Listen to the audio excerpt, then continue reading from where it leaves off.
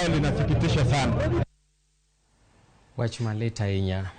Komachielo, duol mochune riwo wi oganda jo Kenya NCIC ogwelo jaod bura ma Gatundu South Gabriel Kagombe mondo mi oduok penjo e weche moko manogolo manyalo siayo oganda. Kalure kod oboke mogol kod jata tije ka duol mar NCIC Harrison Kariuki, Kagombe wachore ni ne ogolo weche moko masiayo oganda ma Kiambu gi jo mawuok nyandwat mar piny Kenya, ahinya to kotenore kod pok mar mwandu mapachoka. Jaod burano machal ni ne ok mor kod jopuonjre mawuok nyandwat ma ugwe mar Kenya dhi e skunde ma Kiambu nowacho ni kar kao omenda jopiny gero godo gorofe madongo Nairobi, jotelo mawuok nyandwat ma ugwe owinjore oger sikunde mondo mi jopuonjre mawuok kono kik pong' sikunde ma Kiambu. Moko kuom jodak e kachung'od bura ma Gatundu South oshayo duol mar NCIC kuom luongo jaod burano mondo mi odhi oda dhoge ka giwacho ni NCIC owuok oko mar sando jatendgi.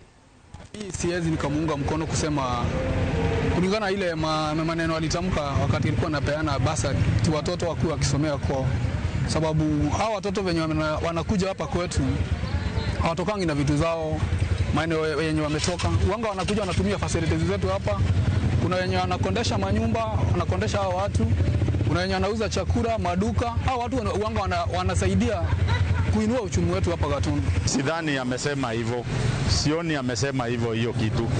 Hajamaanisha ati watu warudi. Alikuwa anasema juu ya basari. Basari watu wakuwe wanachukua kwao, wasikuwe wanachukulia hapa. Hajasema watu watoke huku.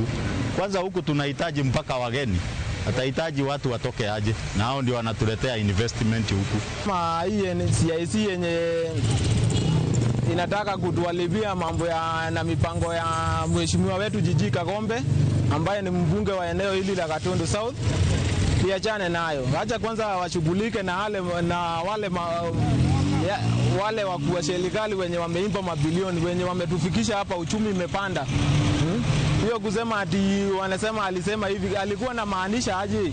Alikuwa na maanisha hii inaletwa hapa na inaletwa na wanasiasa, 1 shilling, 1 vote, 1 man. Yeye alikuwa na maanisha hivyo.